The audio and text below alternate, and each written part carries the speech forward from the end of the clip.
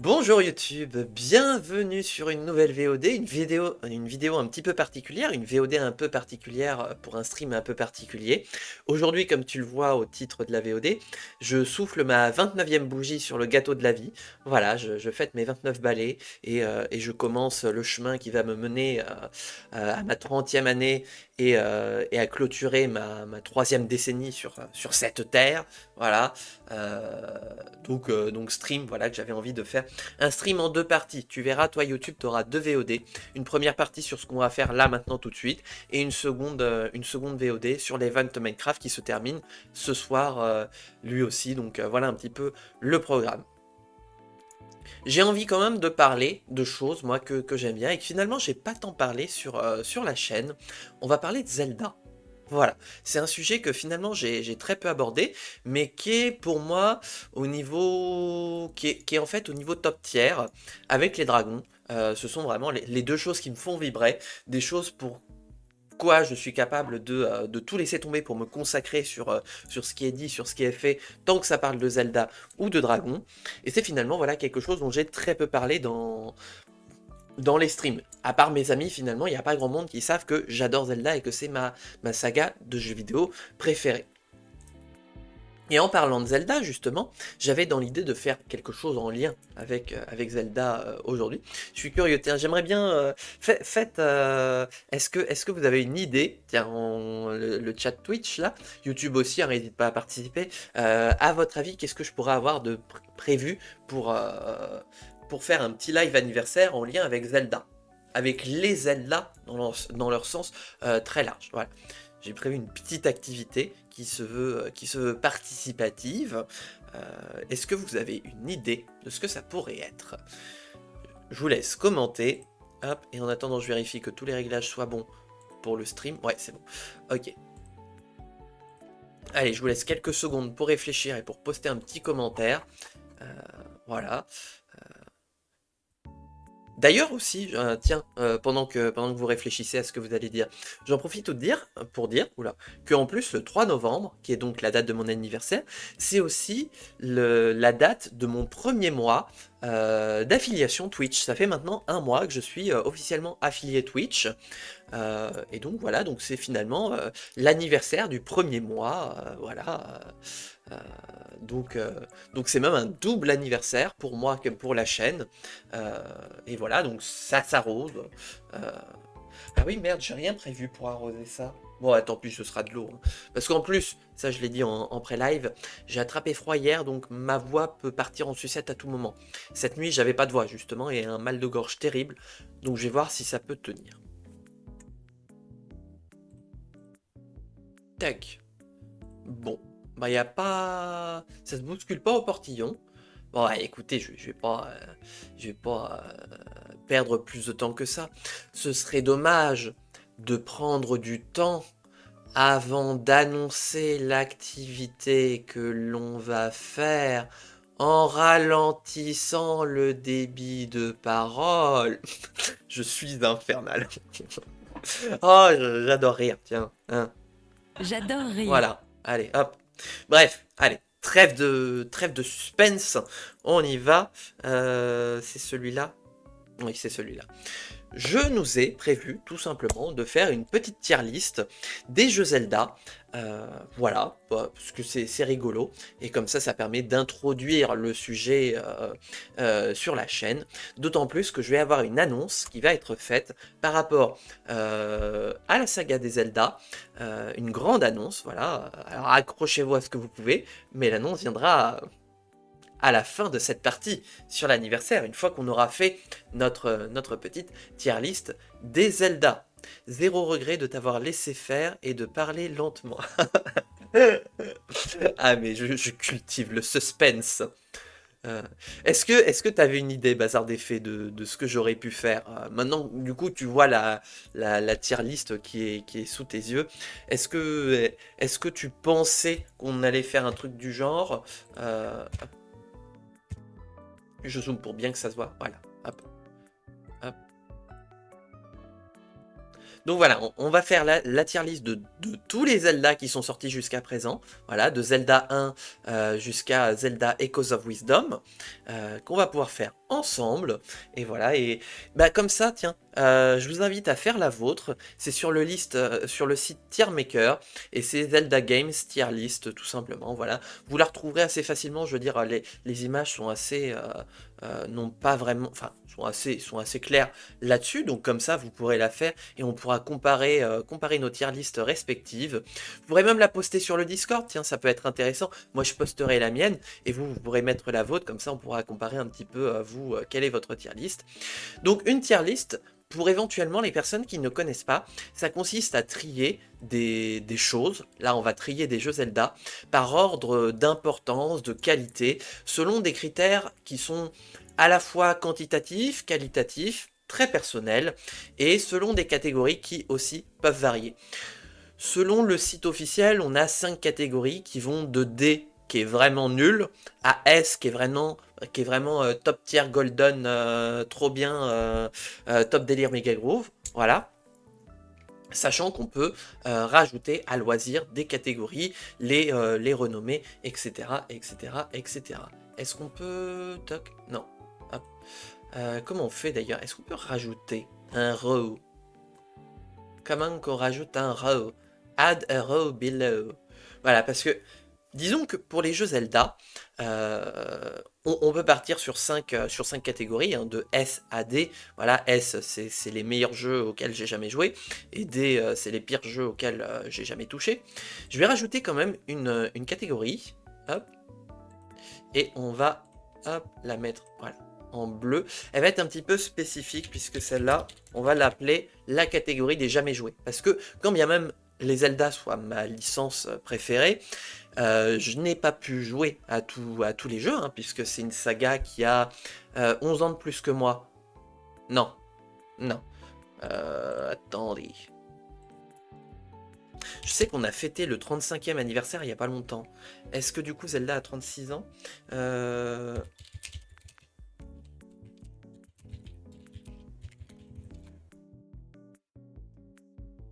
1986. 9 ans de plus que moi. J'ai 29 balais. 38. 38 ans? Ah bah dis donc. Link qui va bientôt entrer dans la crise de la quarantaine. Ah là là là. Mais du coup, voilà, comme ça date de 86 et qu'en 86 j'étais même pas encore né, bah il y a des jeux auxquels j'ai jamais joué. Et des jeux auxquels d'ailleurs je ne veux même pas toucher. Voilà, donc c'est pour ça que j'ai mis ce tiers-là pour ajouter. Voilà, et on pourra même faire le tri dans ce tiers-là pour se dire les jeux que j'ai jamais joué et que je ne veux jamais toucher, et les jeux que j'ai jamais joué mais que j'aimerais bien quand même faire un jour, notamment avec vous sur la chaîne. Voilà. Et bah écoutez, je vous propose qu'on perde pas un instant supplémentaire, maintenant que j'ai expliqué un petit peu comment fonctionne une tier list. On va commencer directement avec le premier des Zelda, Zelda 1, sorti sur Famicom en 1986. Voilà, c'est lui qui a inauguré euh, la légende finalement. Quoique, parce qu'il y a Zelda's Adventure. Parce que là, il y a... Ah non, elle est là, la Triforce de la honte. Ok. Voilà. Voilà pourquoi j'ai fait j'ai parlé de jeux auxquels je ne jouerai jamais. Encore que ça pourrait peut-être être marrant de tester la Triforce de la honte. Bref, commençons avec le premier Zelda. Zelda 1. Qui était à l'époque voilà, sorti sur Famicom. Un Zelda en 2D, un peu en style vue de côté. Bah voilà, comme un Mario en fait. Et que dire? Que dire sinon que, tout simplement, je n'ai jamais joué à Zelda 1. Il fait partie des jeux qui ont été... Enfin, qui sont assez difficiles, le pire d'entre eux étant Zelda 2, mais que je n'ai jamais touché, parce que les jeux rétro, j'ai un peu de mal, en vrai. J'aime bien les jeux qui datent de mon époque, mais les jeux qui datent d'avant mon époque, étrangement, j'ai quand même des difficultés à m'y mettre. Mais... ça fait partie justement, je vous dis, bah, vous savez quoi, on va diviser hop, on va le diviser tout de suite, hop, voilà, tac, hop, et on va se le mettre, tac, voilà, Hop. Non, comme ça. Tac. Jamais joué. Mais j'aimerais bien un jour. C'est un nom de tiers. Voilà. Jamais joué. Et je ne peux pas s'y toucher. Voilà. À moins d'être payé, bien sûr. Hein. Ou à moins de perdre un pari, etc. etc. Voilà, on fait la division tout de suite, comme ça ce sera fait. Voilà, donc Zelda 1, jamais fait, mais j'aimerais bien un jour le tester si j'en ai l'occasion. Ensuite, on va parler de Zelda 2, Adventure of Link, sorti quelques années après. Alors, je vais pas avoir toutes les dates en tête, hein, excusez-moi d'avance de ne pas connaître toutes les dates. Voilà. Zelda 2, sorti quelques années après, j'en ai déjà parlé, un jeu qui est vraiment niveau difficulté intense, que rares sont les personnes finalement qui réussissent d'une part à le terminer, d'autre part à garder toute leur santé mentale. Voilà. Donc il est sa mère difficile, mais pareil, j'y ai jamais joué, et un jour peut-être que je l'essaierai, au moins pour tâter, pour toucher, pour voir un petit peu ce que ça donne. Et s'il est si dur que ça? Spoiler, j'imagine que oui. Voilà un petit peu pour les deux premiers Zelda.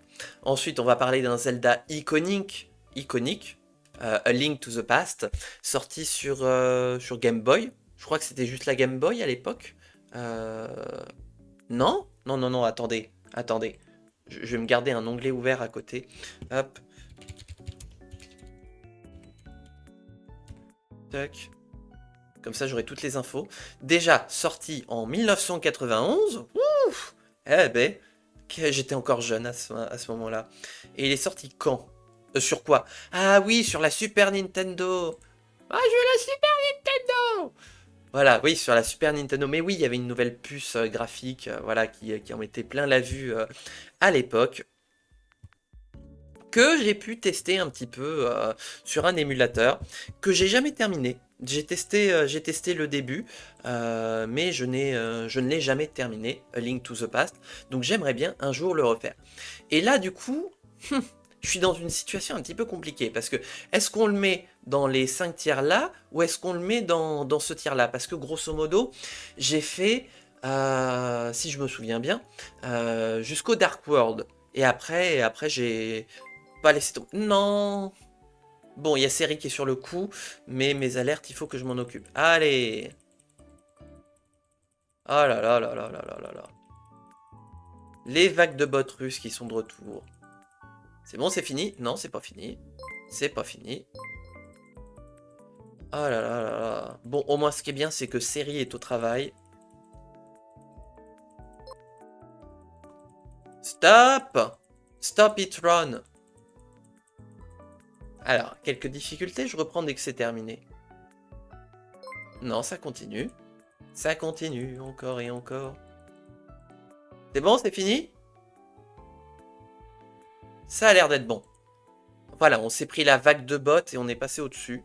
Enfin, ils nous sont passés au-dessus. Et Seri a réagi. Donc, on va pouvoir continuer. Donc, moi, je vous pose la question. Qu'est-ce qu'on fait pour A Link to the Past? Sachant que, globalement, j'ai fait, allez, un petit tiers du jeu, mais que je l'ai jamais terminé. Est-ce que je le mets... parce que je peux pas le mettre dans les jamais joués. Mais en même temps, est-ce que je peux le noter objectivement, sachant que je l'ai pas terminé? J'ai quand même envie de dire oui, parce que je sais un petit peu de quoi il en retourne, comment ça se termine, patin, machin, cousin. Voilà.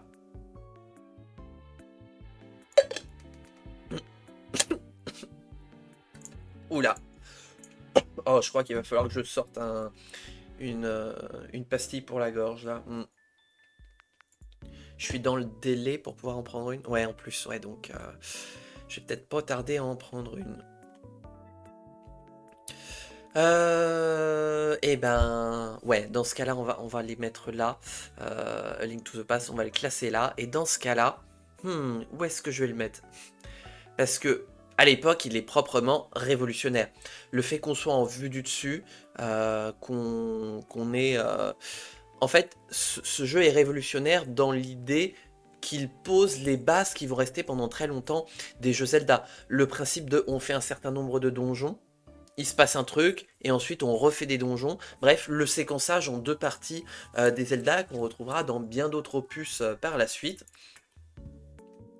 Il y a des personnages hauts en couleur, des musiques chatoyantes. C'est là notamment qu'on va retrouver la musique du village Cocorico. Enfin voilà, des thèmes qui seront récurrents à partir de A Link to the Past.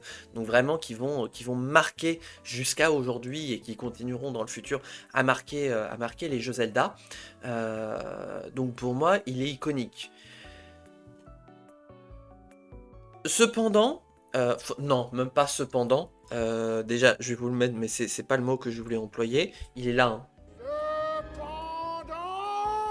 Voilà, mais oubliez ce mot, hein, c'était pas ce que je voulais dire. Il faut aussi prendre en compte, voilà, je vais le dire comme ça, que c'est un jeu. Non! Bordel, ça recommence! Attention, hein.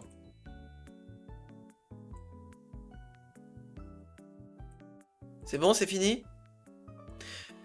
Voilà, il faut aussi prendre en compte qu'il est très difficile et que les game over s'enchaînent assez facilement, j'ai envie de dire. Et tant au début qu'à la fin du live. Oui, on va se prendre un game over à la fin du live, ouais. Oh là là, à la fin du jeu. Oh là là, mais c'est les bots russes, voilà, ça me perturbe. Même sur les derniers donjons de la fin de A Link to the Past, on continue de se prendre des game over. Donc il y a un côté très frustrant, rageant d'un côté, mais de l'autre côté, un côté un petit peu challenge. Le fait que même à la fin du jeu, on peut pas se reposer sur nos acquis et que voilà, on doit y aller à petits pas feutrés pour ne pas se faire éclater par tous les mobs qui nous sautent à la gorge. Je l'aime bien en plus dans l'idée où il introduit le principe de donjon thématique avec le donjon du froid, le donjon des sables, etc., etc. Ça devient vraiment quelque chose de thématique aussi à partir de A Link to the Past. Donc c'est vraiment un Zelda qui a une influence énorme sur les jeux Zelda, mais que moi je n'ai jamais pu terminer. Voilà, donc je sais pas trop où le classer, parce qu'en plus, n'oubliez pas, voilà, que ce classement, c'est mon classement tel que moi je vois la saga des jeux Zelda. Vous avez entièrement le droit d'avoir un classement différent, et je vous encourage encore une fois à poster le vôtre et à partager le vôtre. Au contraire, c'est de nos différences qu'on peut apprendre justement l'un de l'autre. Pour moi, A Link to the Past, je vais le mettre en A, en espérant qu'un jour, en le faisant et en le terminant, je serai en mesure de le monter en S. Voilà. Link's Awakening maintenant. Ah, particulier celui-là. Très particulier. Et là, on va parler de la version initiale sortie en GBA. Sortie le 6 juin 93 sur GBA. Voilà. Zelda très particulier qui se veut à la fois semblable et différent des 3 qui sont sortis jusqu'à présent, qui est donc une aventure dans un monde très spécial, et je ne dirai rien pour ne pas spoiler.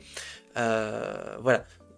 On est sur une île, l'île de Cocolint, et notre but c'est de réchapper de cette île sur laquelle on s'est échoué. Justement, on joue le Link de A Link to the Past qui s'échoue sur l'île de Cocolint, et voilà, on vit des aventures, toujours en vue du dessus, et avec des personnages différents, des aventures différentes, une trame scénaristique différente, mais qui a le mérite d'être là.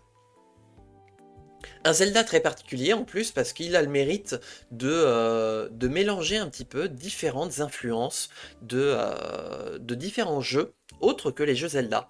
En effet, dans Link's Awakening, on va retrouver des Goombas, des Chompes, des Mascas, d'ailleurs. Ta mère. Voilà, vu qu'on parle de Mascas. Pour ceux qui auront la référence, je vous salue bien bas. Vous êtes des gens qui avaient suivi le conduit. Voilà. Donc c'est un jeu très particulier, qui a sa propre atmosphère, et que je n'ai jamais fait. C'est triste, hein, mais je ne l'ai jamais fait. J'ai découvert un petit peu... En fait, il m'a jamais trop intéressé, et je l'ai découvert sur les internets, comme beaucoup de monde, avec la réédition sortie en 2019 sur Nintendo Switch. Et à l'époque, j'avais presque failli me dire, est-ce que je veux le faire ou pas? Et le problème, c'est que je ne suis pas du tout fan de la direction artistique très Playmobil qu'ils ont fait dans la version Switch, qui est finalement très raccord avec l'idée que le jeu veut raconter, mais voilà, ça m'a pas encouragé à le faire. Mais un jour, peut-être que je le ferai. Voilà. Voilà un petit peu donc pour Link's Awakening. Bon, heureusement, on va avancer dans les périodes où je suis né, puisque là, on va arriver au Ocarina of Time, et heureusement, parce que pour l'instant, on en a 3 qui sont jamais joués, et un en A, donc compliqué, hein.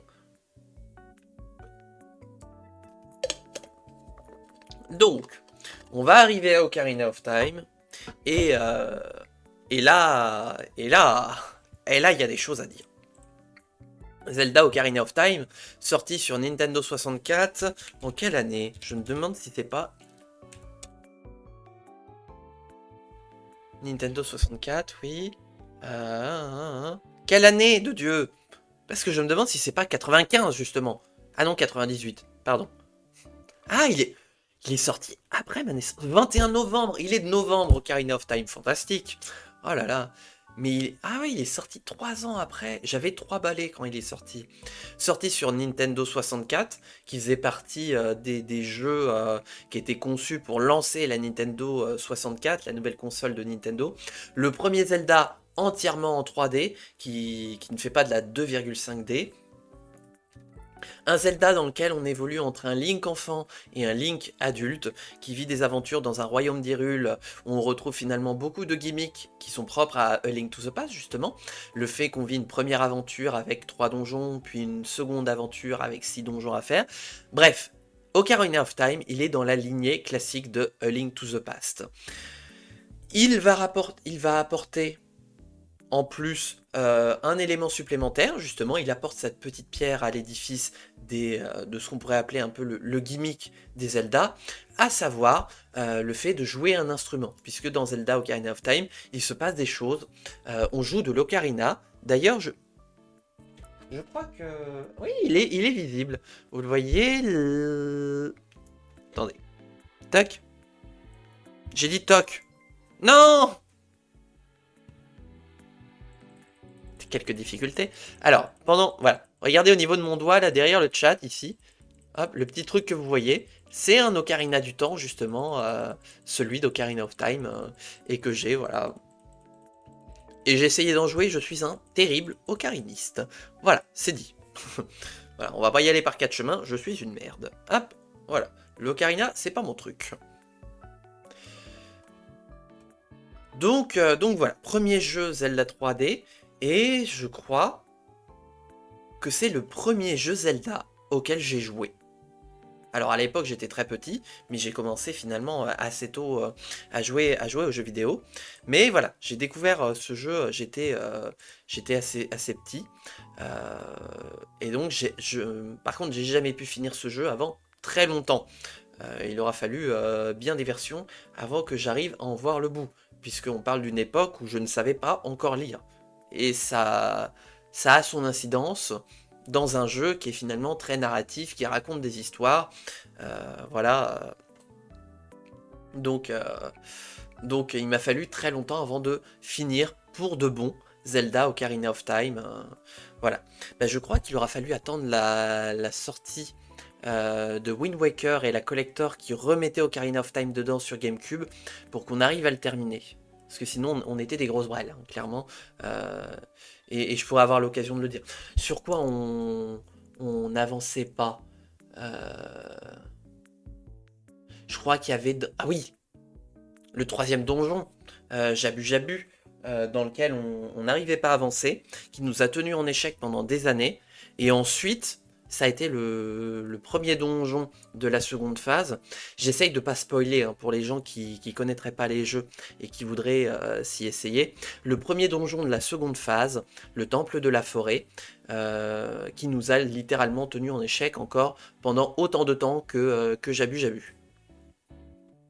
Voilà, donc c'est un jeu auquel il nous aura fallu, moi et mes sœurs, très longtemps avant de pouvoir voir le bout. Mais c'est un Zelda qui marque une progression, encore une fois, dans les aventures, euh, dans la saga des Zelda, qui reprend ce qui a été fait, ce qui marchait dans Link to the Past, et qui l'améliore à sa sauce, avec des graphismes. Alors c'est très les polygones, hein, puisqu'on est sur Nintendo 64. Hein. Donc il y a des choses, des fois, il faut le voir très fort dans son cœur pour voir ce que c'est dans le jeu. Hein. Mais, euh, mais c'est quand même un jeu qui porte une ambiance très particulière, une histoire voilà, qui marquera les générations. Et il me semble que c'est d'ailleurs à partir d'Ocarina of Time qu'on commence à réfléchir à un truc que moi, mais je déteste, mais qui est toujours là d'ailleurs, voilà, à savoir la timeline des Zelda, à savoir comment est-ce que tous les jeux Zelda se raccrochent les uns aux autres. En fait, c'est un délire des fans qui considèrent que voilà, tous les Zelda sont liés d'une façon ou d'une autre, qu'il y a différentes lignes temporelles. Moi, je considère que c'est des conneries, qu'il y a des Zelda qui sont globalement avec les mêmes aventures, mais que faut pas non plus voir un espèce de grand fil rouge qui relie tous les jeux ensemble. Moi, Zelda Ocarina of Time, j'aimerais bien le mettre en A. Parce que pour moi, ça a été un jeu marquant, mais pour moi, encore une fois, hein, c'est matérialiste personnel, c'est pas le Zelda le plus marquant auquel j'ai joué.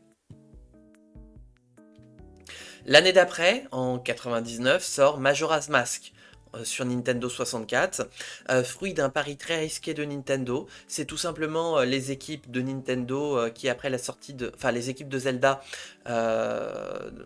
qui, après la sortie d'Ocarina of Time, sont venus voir le grand Manitou Eiji Aonuma, il me semble. Hein. Non, ou alors c'était Eiji Aonuma, justement, qui voulait travailler dessus. Bref, les développeurs de Zelda voulaient refaire un Zelda, et donc on leur avait dit, bah ok, vous avez un an et vous réutilisez les assets d'Ocarina of Time pour pouvoir faire un petit Zelda pas trop cher, mais qui en même temps puisse se faire. Sort donc Majora's Mask, un jeu qui reprend exactement les mêmes graphismes, les mêmes assets qu'Ocarina of Time, mais qui raconte une histoire complètement différente. Je vous parlais de la timeline, autant il y a des jeux, faut le voir très fort dans leur cœur pour qu'ils se suivent, autant là, on est dans la suite directe d'Ocarina of Time, puisqu'on reprend les aventures juste après la fin d'Ocarina of Time, enfin peu de temps après quoi, voilà. Et donc on vit des nouvelles aventures, cette fois pas dans le monde d'Hyrule, mais dans le monde de Termina, qui est menacé par la chute d'une lune géante. Et donc on joue à un jeu où en fait le temps nous est compté, on dispose de 3 jours pour sauver le monde. 3 jours qui ne seront pas suffisants et qui donc nous forceront à remonter le temps plusieurs fois pour revenir jusqu'à 72 heures avant la fin du monde pour pouvoir justement faire en sorte de réussir une bonne fois pour toutes à sauver le monde. Un Zelda qui prend un petit peu ses distances par rapport à la logique de A Link to the Past et d'Ocarina of Time.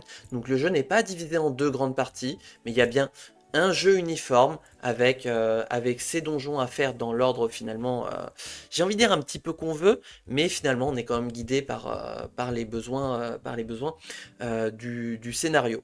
Voilà, un jeu à l'ambiance très glauque. En fait, ce jeu, il parle de la mort tout le temps. Chaque zone, chaque personnage fait référence à la mort, en parle ou en est victime. C'est un jeu, une ambiance très pesante. On va passer aussi, tiens, je vais vous montrer aussi sur le truc qui moi m'a flippé et qui a fait que Majora's Mask, ce que j'y ai pas joué avant très longtemps, le truc qui a flippé toute une génération, en la personne de la lune de Majora, voilà, hop, qui est là, voilà. En fait, la lune, on la voit, et elle a une tronche terrible. Voilà. Et donc ça, c'est ce qui a notamment hanté une génération entière, et moi, ce qui a fait que j'ai jamais voulu jouer à Majora's Mask avant très longtemps. La lune, elle est très moche. Voilà, donc il y a une ambiance en fait tout au long de Majora's Mask, extrêmement pesante, lourde. On est vraiment dans un Zelda, mais on pourrait presque jouer un autre héros que ça marcherait aussi. Et en fait, quand on analyse, mais ça n'a jamais été confirmé par Nintendo, ce qui est marrant, c'est qu'ils confirment la timeline, mais pas cette théorie de Majora's Mask, c'est qu'il faut savoir que le jeu est divisé en 5 zones, 5 grandes zones. Et la façon dont nos aventures se passent, il y a des gens qui voient dans Majora's Mask, et moi je souscris à cette idée, qu'on peut voir dans Majora's Mask les 5 étapes de l'acceptation de la mort. C'est une théorie, je sais pas si elle est psychologique ou quoi, mais c'est une théorie qui a été élaborée comme quoi en fait quand on doit faire face à un deuil, pardon, oui c'est du deuil, pas de la mort, du deuil, quel qu'il soit, ça peut être sur la mort comme plein d'autres choses, on passe par 5 phases avant de pouvoir proprement s'en remettre. On passe par une phase de déni, ensuite une phase de colère, une phase de marchandage, une phase de dépression et une phase d'acceptation. Les 5 phases, selon cette théorie, considèrent que on ne passe pas le même intervalle de temps dans chacune des phases et qu'elles sont donc différentes pour chaque personne et pour chaque type de deuil vécu. Voilà, donc c'est une théorie qui est là, qui a ses limites, hein, bien sûr, mais je trouve qu'en fait, elle fait étrangement beaucoup de sens avec ce qu'on y voit dans Majora's Mask. Donc il a une symbolique très forte là-dessus, même si elle n'a pas été confirmée officiellement par Nintendo. Voilà, un jeu à l'ambiance très pesante que j'ai pu faire et que je recommande de faire, voilà, si vous voulez jouer à un Zelda, vraiment pour, comment dire, avoir une expérience finalement très adulte. Une expérience qui vous met en... Comment je pourrais le résumer? Enfin moi c'est comme ça que je le vois.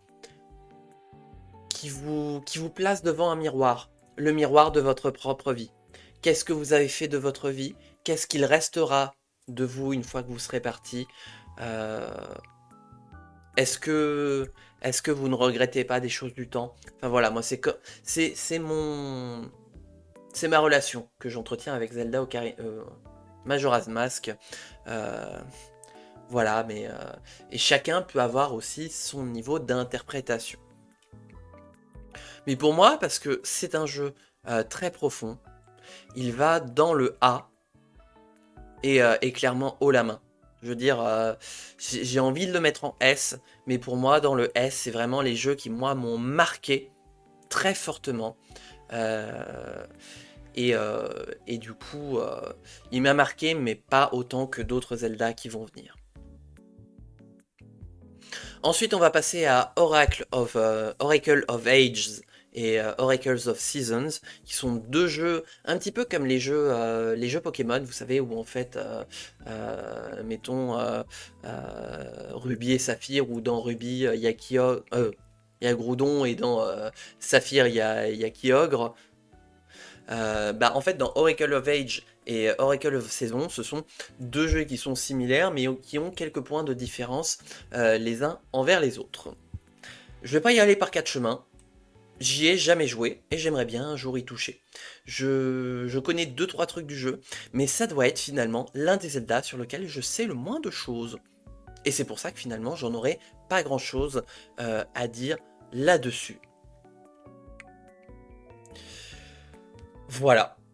Bon, écoutez, on va pas tergiverser, on va passer à la suite, on va passer à Force Words, qui est un jeu hérité finalement de...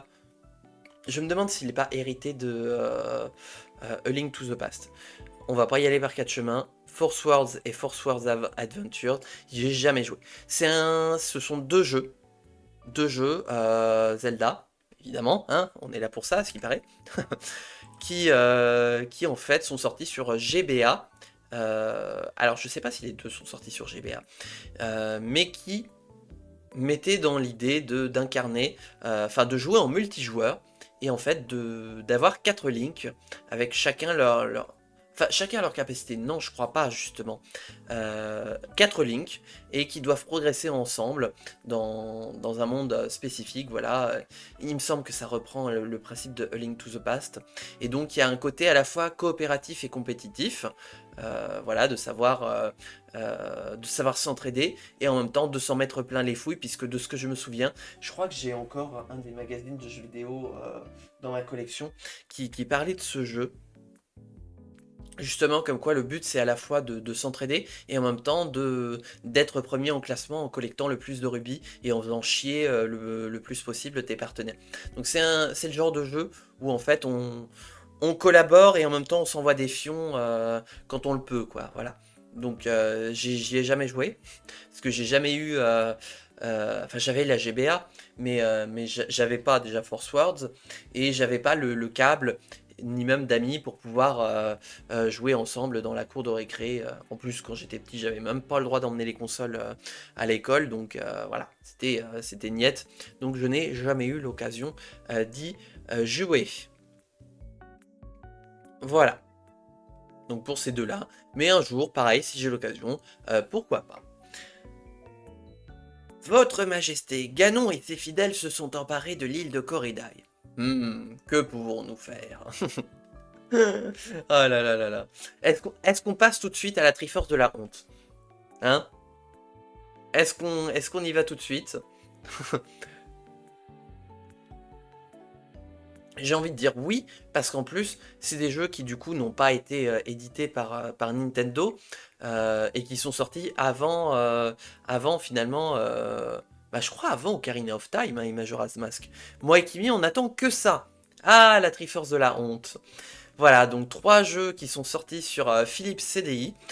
Si vous voulez toute l'histoire, je vous renvoie vers le JDG, qui commence à remonter à longtemps, hein, lui aussi. Oh, je vieillis, là, je sens les cheveux blancs qui poussent sur mon crâne, rien que d'en parler. Voilà. Qui sont sortis sur Philips CDI et qui n'ont pas été édités et développés par Nintendo. Des jeux très particuliers, puisque du coup, il n'y a pas le seal of approval que Nintendo met d'habitude. Donc, c'est un jeu qui s'inspire de Zelda, ces 3 jeux d'ailleurs, et qui massacre les Zelda, on va dire ça comme ça. Voilà. Tellement qu'en fait c'est devenu, et vous connaissez certainement, c'est devenu des éléments récurrents de YouTube Poop. On voit voilà les cinématiques très moches, voilà, avec des doublages approximatifs. Bah en fait on dirait les doublages de Harry Potter 1, sorti sur PS1, voilà, Harry Potter, hein. Donc voilà, c'est devenu motif de YouTube Poop. Voilà, à tel point que voilà, on est capable avec Bazar d'Effets d'en ressortir. Arrête, il y a Benoît Alman. PTDR, c'est qui? Moi, ça me dit rien. Alors moi, les personnes, je les connais pas. Faut me dire, c'est Bidule qui a fait truc. Voilà, il a fait ça, il a fait ça, il a fait ça. Parce que sinon, moi, tu me dis, il y a machin. Voilà. Moi, les noms, je les retiens pas. Bref, là-dessus, juste la voix de Morgan Freeman, Alex Louis Armstrong, etc. Merci. Voilà, là je situe un peu plus. Bon, effectivement, c'est de la voix, mais j'espère qu'il a été payé bien cher pour donner sa voix pour ça, hein, parce que...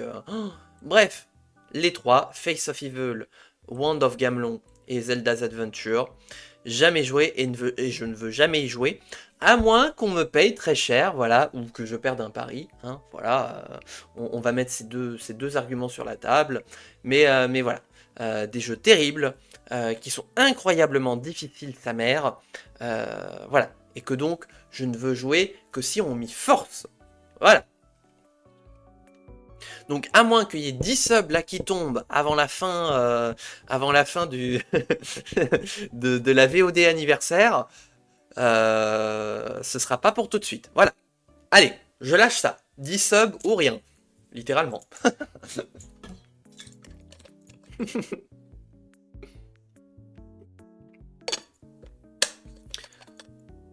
Il suffit. Mon vaisseau apparaîtra au matin.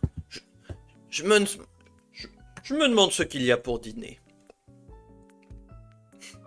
Ah là là là là. Il suffit. Mon petit, cette paix, ce pourquoi luttent tous les vrais guerriers. Voilà, donc si ces phrases vous parlent, c'est tout simplement parce qu'elles viennent de la Triforce de la honte, qui est sortie sur Philips CDI, donc qui est même pas une console Nintendo en plus. Je crois que c'était Sony et Philips, hein. une console qui a fait un flop d'ailleurs, mais qui a initié avant l'heure le support CD, qui inspirera d'ailleurs Sony pour reprendre le support CD et faire toute une génération de jeux qu'on a d'ailleurs toujours encore aujourd'hui sur CD. Allez, je vous propose qu'on revienne en 2003 pour qu'on parle de Wind Waker, un jeu qui se voulait un petit peu, encore une fois, l'héritier d'Ocarina of Time, qui a, vous le voyez sur les images, une patte graphique très particulière, puisque là on est en full cel shading et en mode un petit peu chibi. Une aventure très colorée, mais qui est néanmoins très sérieuse, voilà. Et c'est un petit peu finalement l'ambivalence des Zelda. Des jeux qui peuvent être très colorés et en même temps très sérieux par moment. Donc voilà un petit peu ce qu'il en est. Un jeu que d'ailleurs ça a été ma toute première collector que j'ai eu, cadeau d'anniversaire ou de Noël, je saurais même plus dire, quand le jeu est sorti. Attendez, je vais aller vous la chercher. J'ai la boîte de la collector, il me semble. Je vais la voir. Je vais vous la chercher. Une belle boîte collector. À l'époque où les collectors commençaient à se mettre en place. Je vais vous la montrer. Allez, ça va être très sympa. Je pose mon casque. Hop. Hop là.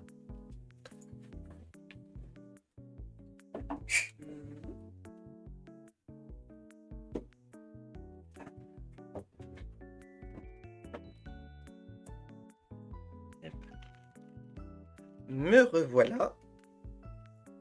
Touc. Et voilà un petit peu la bête. Vous voyez, édition limitée contenant 2 jeux bonus. Alors ça, franchement, c'était trop bien. J'ai eu la chance d'avoir cette version spéciale. Vous voyez la couleur de la jaquette qui est très dans le doré, hein, voilà. Mais c'est Wind Waker, sorti en 2003 sur Nintendo GameCube, voilà.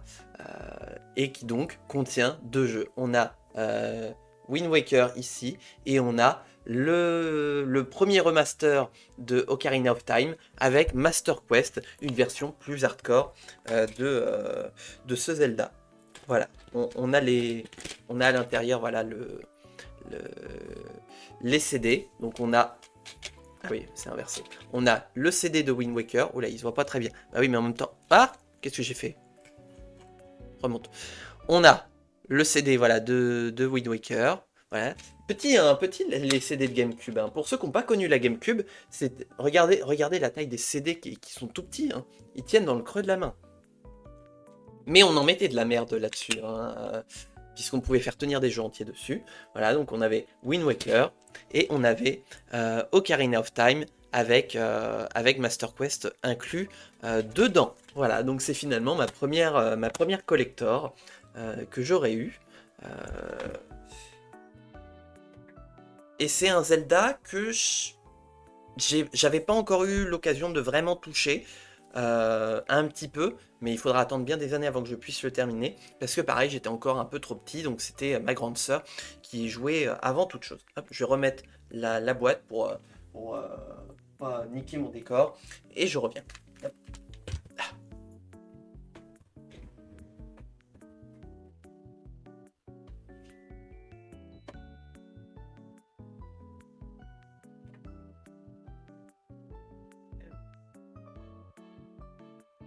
Voilà.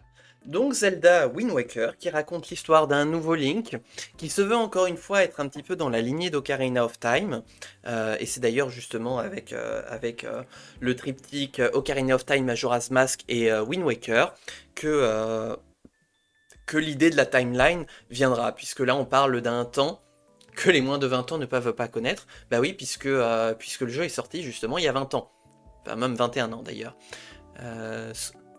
Squalala, nous sommes partis. Oui, je suis sur mon tapis volant, c'est ça. Mais j'ai un dossier sur mon tapis volant. Nous parlons d'un monde qui a sombré. Qu'est-ce qu'il y a? Putain, mais... Oh là là, c'est un centre d'appel, mon portable, là, aujourd'hui. Nous parlons d'un monde complètement submergé sous les eaux, et où en fait où les habitants survivent sur de petites îles. Donc on est dans un monde sur un carré d'océan avec plein de petites îles à explorer et on navigue en bateau. C'est un vrai open world, une vraie bouffée d'oxygène sur GameCube, puisqu'on peut vraiment naviguer partout sur cet océan et sur les îles. Un, un jeu ouais, que moi j'apprécie vraiment tout particulièrement. Que je refais finalement en plus très régulièrement. Il est en plus ressorti sur Wii U à l'époque, c'était en 2013, il me semble. Ressorti sur Wii U, la console qui a fait le plus gros flop de Nintendo. Coucou et bon anniversaire. Merci ZorBG, bienvenue à toi sur ce stream. On est en train de faire une tier list des jeux Zelda parce que c'est ma saga de jeux préférée. Et voilà, ça me permet d'introduire le sujet des Zelda sur la chaîne. J'espère que tu vas bien, que tu passes un bon dimanche. Voilà, donc je t'invite à t'installer, à profiter de ça, et à donner ton avis finalement sur la tier list que je suis en train de constituer. Est-ce que tu connais les jeux Zelda? Est-ce que tu en connais beaucoup? Pas du tout? Je suis curieux de savoir ça. Parce que là, grosso modo, je suis avec des gens qui en ont fait pas tant que ça. Donc j'essaye de pas trop spoiler tout en donnant l'envie d'y jouer. Et donc on est en train de les faire par ordre chronologique. Et là on en était arrivé à Wind Waker. Donc un jeu où on navigue sur un océan, c'est notre terrain de jeu. Un jeu à l'ambiance très chatoyante, full cel shading, et qui est vraiment, vraiment très sympa. Ressorti donc, je le disais, sur Wii U en 2013, et qui moi m'aura marqué à plus d'un titre. Mais je vais pas pouvoir en dire plus que ça pour éviter les spoils. Sinon que voilà, on reste dans le triptyque. Non, pas vraiment. D'accord, ok. Eh ben, dans ce cas-là, je vais rester sur la logique de limiter les spoils, tout en essayant de vous y intéresser. Et merci pour le follow, ZorBG. Merci à toi, c'est gentil. Allez, quelques étirements. Hop. Donc, disais-je, c'est un jeu où on navigue sur un océan, à bord d'un bateau, dans la lignée d'Ocarina of Time, puisqu'on a deux parties de jeu, avec plusieurs donjons, ensuite un événement marquant, puis ensuite une nouvelle série de donjons avant la fin du jeu. Des objets très spécifiques on sent l'inspiration des anciens Zelda et qui en même temps, encore une fois, comme pour Ocarina of Time, cherchent à se démarquer du moule qui est en train de se constituer pour la saga des jeux Zelda. Donc un Zelda que je refais très régulièrement, voilà, avec... c'est quoi les étirements? Eh ben c'est moi qui m'étire, voilà. Tu as claqué les étirements, donc voilà, et donc on s'étire. Et d'ailleurs, je vous invite tous à vous étirer pour joindre l'utile à l'agréable. Voilà, c'est l'occasion. Twitch et YouTube, étirez-vous aussi avec moi, hein, c'est important. Surtout si vous passez votre journée comme moi, assis sur une chaise, ça soulage le dos. C'est donc pour toutes ces raisons que j'ai décidé de classer Wind Waker en A. Encore une fois, un solide A. Mais qui aura été bien marquant pour moi. Mais il y a encore d'autres Zelda au-dessus du lot pour moi. Tu live aussi sur YouTube? Non, mais je poste en fait les VOD sur YouTube. Donc je parle à YouTube, mais dans le futur. Le YouTube du futur quand j'aurai posté les VOD. YouTube n'est pas en direct. Non, j'ai essayé de voir pour le double stream et c'est un peu galère. Donc pour l'instant, j'essaye d'organiser mon stream déjà sur Twitch, de le faire tenir sur Twitch. C'est déjà pas facile. Donc c'est déjà pas mal que ça arrive à tenir sur Twitch. Voilà. Mais si jamais je continue de grossir, de grandir, peut-être que j'aurai justement l'occasion de double streamer sur Twitch et YouTube. Ensuite, on va parler de Minish Cap. Il est sorti après Wind Waker? Vraiment? Ça alors? Hop. Hop, alors. Tac. Minish Cap. 2005, je dirais. 2004. Ah bah oui, enfin novembre 2004. 4 novembre 2004. Nom de Dieu. Eh bah demain Minish Cap a 20 ans. Voilà. C'est fou. Aujourd'hui j'ai 29 balais et demain Minish Cap a 20 ans. Voilà. Oh, on vieillit. Un jeu sorti sur...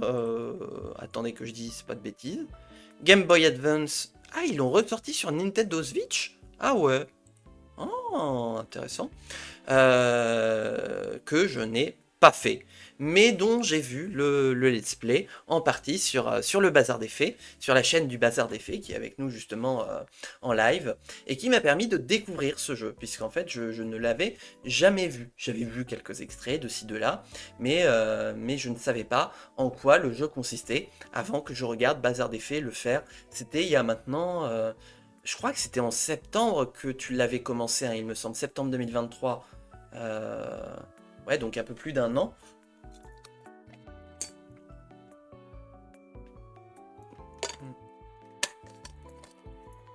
Il me semble que c'était là que tu avais fait Zelda Minish Cap.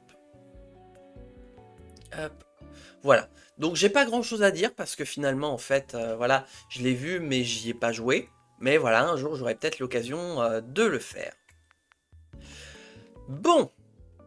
Ah, je vois que la pub va commencer. Et ben, on va marquer une pause pour être sûr que tout le monde soit sorti de la pub. Puisque là, on va passer, on va monter d'un cran. On va monter d'un cran. Est-ce que je me prends une pastille pour la gorge? Je sais pas. Oh. J'ai vraiment mal là. Ça commence à bien me faire mal à la gorge.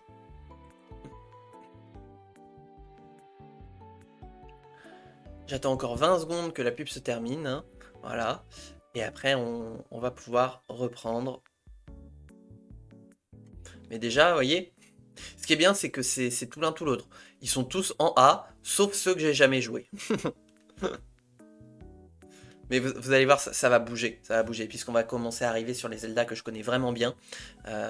Et là, on va être sur une autre tisane.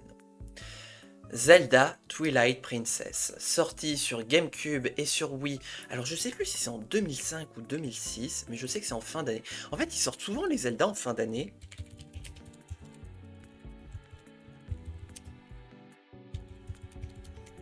Date de sortie. 19 novembre 2006. Putain, c'est fou. Eh mais comme quoi, les Zelda sont de novembre. Hein. Les jeux Zelda sont du mois de novembre. C'est rigolo.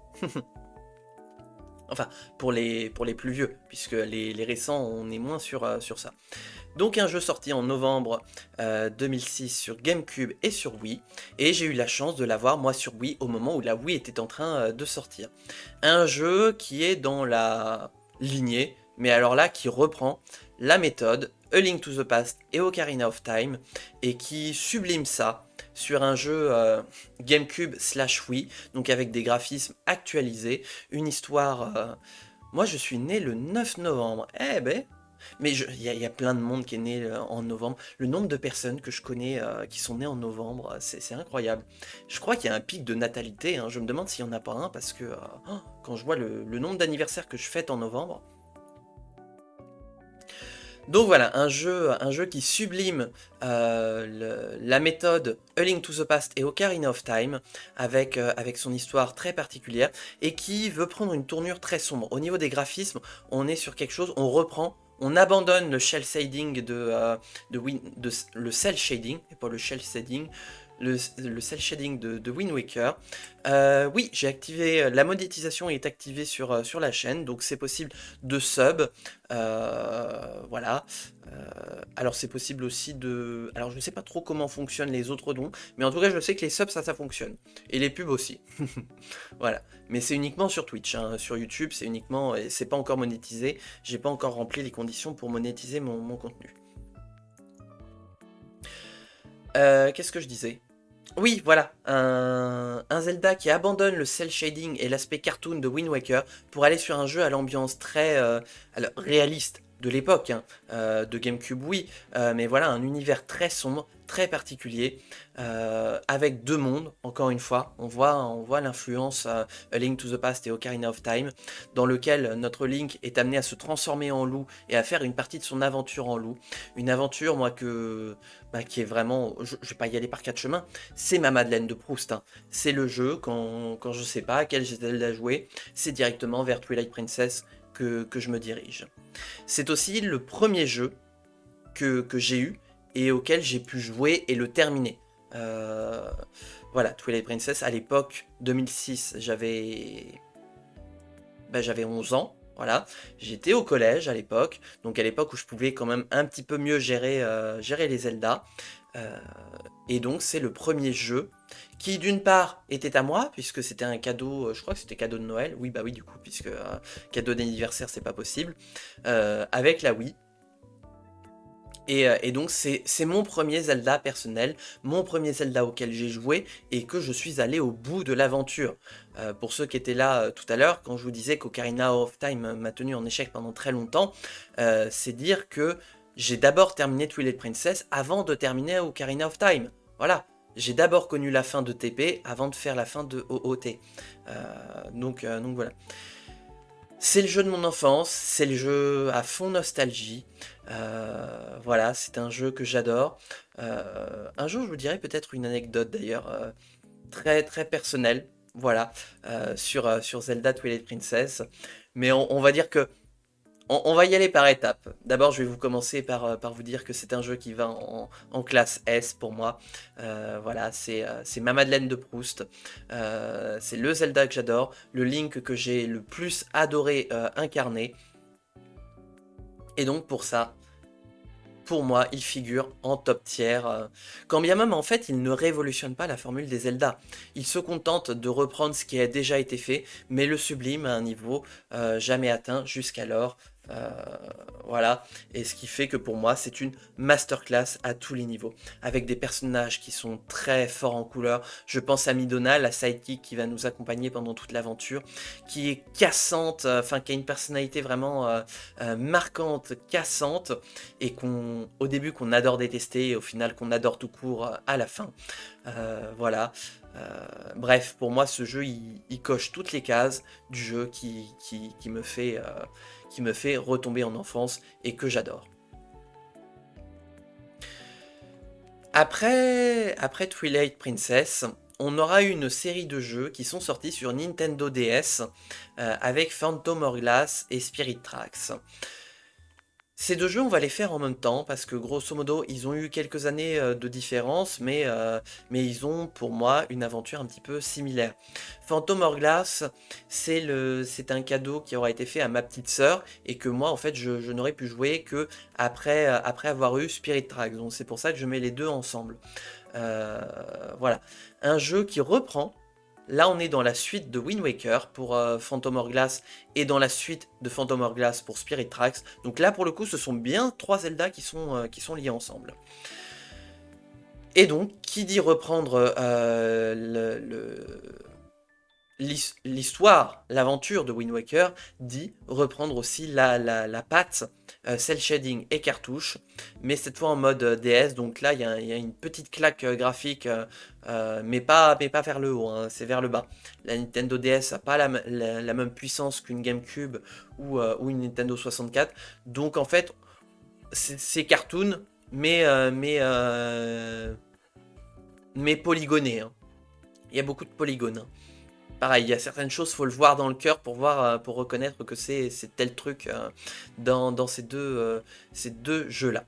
Dans Phantom Hourglass, on reprend une aventure toujours sur la mer, avec un bateau qu'on contrôle, mais cette fois en utilisant le stylet de la DS et son écran tactile. On dirige Link vu du dessus, donc on est un petit peu de retour finalement à A Link to the Past. Et Et donc toute la maniabilité se fait au stylet avec quelques interactions avec les boutons de la DS. Il y a même des interactions avec le micro de la DS, on doit souffler dedans à certains moments pour faire des interactions spécifiques. Bref, c'est un jeu qui joue beaucoup avec les... Enfin, qui est très didactique finalement, qui joue beaucoup avec le périphérique sur lequel il est conçu et créé, la Nintendo DS, et qui porte encore une fois une histoire un petit peu différente.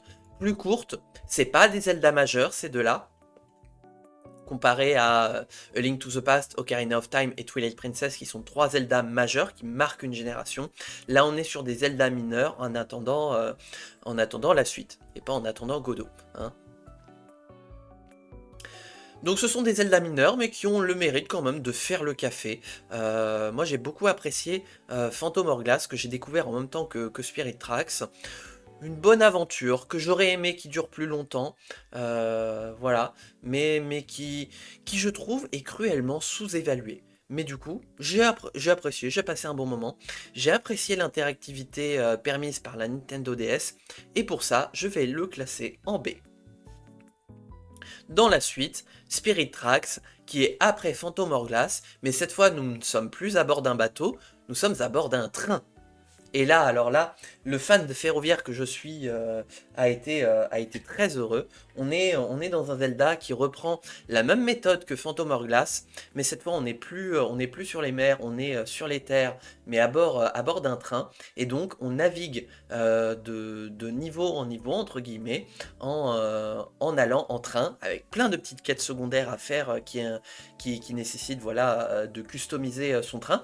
J'ai oublié de le dire, on peut aussi customiser son bateau dans Phantom Hourglass pour le renforcer, pour le rendre plus pimp, pour débloquer certaines capacités. C'est exactement la même chose pour Spirit Tracks. Un jeu où en plus, alors c'est pas le premier, mais c'est un jeu où Zelda est jouable. Voilà, j'entends beaucoup de gens dire que voilà, Echoes of Wisdom, enfin le premier Zelda, on peut jouer Zelda dedans. Non, non, non, non, non. Il y en a eu d'autres avant, voilà, notamment Wand of Gamelon et Zelda's Adventure, mais on ne parlera pas de ces jeux-là. Hein. Je parlerai notamment en termes de jeu officiel Nintendo, de Spirit Tracks comme étant l'un des premiers jeux où Zelda est jouable. Et en fait, elle est jouable en tandem avec Link. Il y a un vrai gameplay coopératif justement où on contrôle les deux, Link et Zelda. Hop. On contrôle Link et Zelda et j'aime beaucoup l'aspect de coopération justement qu'implique Spirit Tracks qui nous fait jouer donc Link et Zelda à certains moments du jeu. Une aventure, encore une fois, peut-être un peu courte, mais qui a le mérite d'être bien. Moi, je considère, notamment pour les trains, mais pas que Spirit Tracks est au-dessus de Phantom Hourglass. Donc c'est pour ça que je vais le mettre en B. Mais c'est vraiment parce que je suis à 2 doigts de le mettre en A. Et je le mettrai avant Phantom Hourglass. Voilà. Pour moi, ce jeu-là, c'est vraiment pareil. C'est une pépite, là, ça me fait revenir à mes années collège, quand je jouais à la DS, voilà. Enfin, voilà, encore une fois, c'est un jeu qui me fait retomber en enfance. J'adore ce jeu, il est vraiment cool. Et vous savez quoi? Allez, hop, et il va en A. Allez, je le monte en A parce que j'ai passé d'excellents moments à y jouer. J'ai toujours ma 3DS. Si elle fonctionne toujours, techniquement, je pourrais toujours faire fonctionner mon Spirit Tracks. Après, j'ai pas de carte d'acquisition pour 3DS, donc c'est compliqué de vous streamer ça. Mais par contre, il y a d'autres solutions, hein, clairement. Voilà. Mais clairement, une très bonne aventure Spirit Tracks que j'ai bien aimé faire. D'ailleurs, en parlant de ça, on va un petit peu reclasser. Hop. Voilà. Tac. Hop. Voilà. Et bah d'ailleurs, voilà. Mais parce que j'ai pas fini A Link to the Past, parce que ça se trouve, le jour où je le terminerai, ça va revenir tout en haut. Mais pour l'instant, on en est là au niveau de notre tier list. Bon. Alors, c'est là que ça se corse. On va parler de Skyward Sword, qui est du coup le nouveau Zelda majeur qui est sorti en 2011 ou 2012. Je crois qu'il est encore du mois de novembre. Alors... Un Zelda considéré comme majeur. Hop. Date de sortie 18 novembre 2011 en Europe. Voilà. Donc encore une fois, un Zelda du mois de novembre. Un jeu qui entend faire plaisir aux fans en retraçant les origines du background des Zelda. C'est un petit peu le Zelda que l'on considère être aux sources de cette fameuse timeline que je déteste tant. Voilà, qui se veut raconter l'histoire du Link originel et de l'Hyrule originel finalement. Voilà, je vais pas en dire plus pour ne pas spoiler. Mais voilà, sorti sur Wii en novembre 2011, donc voilà, sur la fin de vie de la console. C'est un jeu qui a été conçu pour y jouer avec la Wiimote. Bonjour Nali-chan, coucou les gens, joyeux anniversaire, merci à toi. Eh, on est en train de faire une tier list des jeux Zelda. Est-ce que c'est pas franchement le meilleur truc à faire le jour de son anniversaire, hein? Mais c'est surtout parce que j'ai une annonce à faire concernant les Zelda, et ça viendra au bout de cette VOD sur l'anniversaire. Est-ce qu'on va se battre? Où as-tu mis TP? Voilà, allez, je te montre la tier list. Voilà ce qu'il en est pour l'instant actuellement. Sachant que plus ils sont à gauche, plus ils sont meilleurs. Notamment, je te parle par rapport au A. Je les ai vraiment classés par ordre d'importance de gauche à droite. Voilà un petit peu où j'en suis. Et là, j'étais en train de parler de Skyward Sword. De toute façon, c'est l'inverse. Hein. C'est moi qui devrais déshériter. Hein. Mais bref. Hein. Pour ceux qui se posent la question, Nali-chan, c'est ma petite sœur. Justement, celle qui avait Phantom Hourglass dont je parlais tout à l'heure. Que j'ai pu tester par DS interposé. Voilà. Voilà. Donc... grande fan de Zelda, hein, comme moi, on a baigné là-dedans comme Jaja, à tel point qu'on continue encore aujourd'hui de baigner dedans, mais voilà un petit peu. Donc Skyward Sword, sorti sur Wii, pour jouer avec la Wii, c'est-à-dire qu'en fait on est dans un jeu qui est vraiment différent des autres, pour le coup, où toutes nos actions se font en bougeant la Wiimote à gauche, à droite, avec le zigouigoui qu'on branchait en bas, comment ça s'appelait ? Le Wii Motion Plus, je crois que c'est ça, qui était fait pour améliorer la sensibilité de la Wiimote. C'est un jeu... Ah, c'est très particulier. Hein. C'est un jeu à l'époque, alors là pour le coup, qui reprend... En fait, là où Twilight Princess reprend ce qui a été fait de mieux dans Ocarina of Time et dans A Link to the Past, Skyward Sword reprend tout ce qui va pas dans la formule des Zelda et essaye de s'en sortir. Et c'est compliqué. Ce jeu, il m'a fallu énormément de temps. Enfin, mon opinion a changé très récemment avec le jeu et je vais vous expliquer pourquoi. C'est un jeu au début que j'ai trouvé ok, mais pas plus que ça. En le terminant et en regardant un petit peu ce qu'il était fait par rapport au Zelda, j'ai compris qu'il était vraiment nul. Et j'ai une période où je le considérais comme vraiment nul. Parce que si l'histoire est vraiment cool, qu'on apprend des choses vraiment bien et que pour le coup ça rend un bel hommage, l'interactivité est absolument dégueulasse. La maniabilité à la Wii est chaotique, elle se fait très mal. Je parle de la Wii, hein. Après je parlerai de l'autre version. Mais voilà, elle est dégueulasse. Le gameplay est restrictif au possible. On passe d'un open world à un monde qui n'est plus du tout ouvert, alors que pourtant on avait une promesse formidable, puisqu'on était dans un Zelda où après avoir évolué sur les mers dans Wind Waker, après avoir évolué en loup dans Twilight Princess, on nous proposait d'évoluer dans le ciel, avec des oiseaux, avec ce qu'on appelle des célestriers, à dos d'oiseaux géants. C'était la promesse d'avoir un open world formidable. Et en fait, sur plein d'aspects, ils ont chié dans la colle.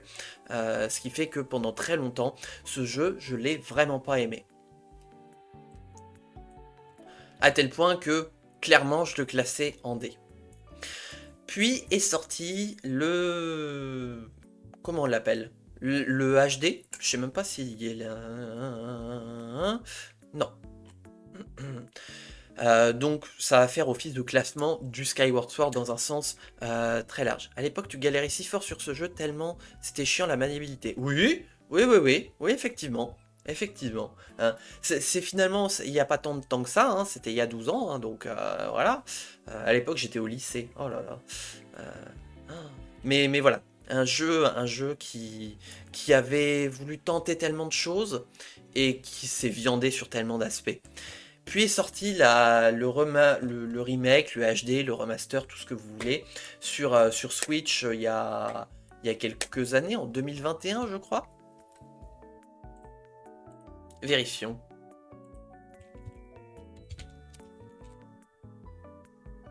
Non, pas Skyward Sword HD. 2021, ouais c'est ça.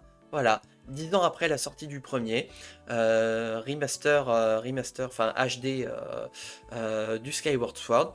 Au début, j'étais très en colère contre Nintendo, qui avait notamment en plus vendu un amiibo pour se téléporter que je trouvais complètement craqué et qui ruinait encore plus l'immersion dans le jeu. Euh, c'est la centrale d'appel, hein, ça continue. J'étais très en colère contre Nintendo, à tel point que ce jeu, je ne l'ai pas pris. J'y ai joué en craqué, sur émulateur, juste pour dire à Nintendo que j'étais pas non plus un pigeon, et qu'il ne méritait pas d'avoir mon argent pour un jeu sur lequel ils n'avaient pas retravaillé grand-chose. Par contre, un élément qu'ils ont retravaillé, c'était la maniabilité du jeu, puisque en lieu et place de la Wiimote, on pouvait avoir le motion gaming de la Switch qui était beaucoup mieux en 2021, ou bien utiliser un des sticks de la manette. Et en fait, j'ai redécouvert ce jeu grâce à la sortie du portage HD. Et ma foi, que dire sinon que j'ai profondément revu ma copie. J'ai compris que finalement il y avait des idées qui étaient vraiment, vraiment sympathiques, que l'histoire était toujours aussi bien, qu'ils avaient quand même un peu taffé sur le jeu, même si je considère que ils font toujours le service minimum en guise de portage HD Nintendo. Hein. Je trouve qu'ils pourraient quand même en faire un peu plus pour le prix où ils vendent leur jeu.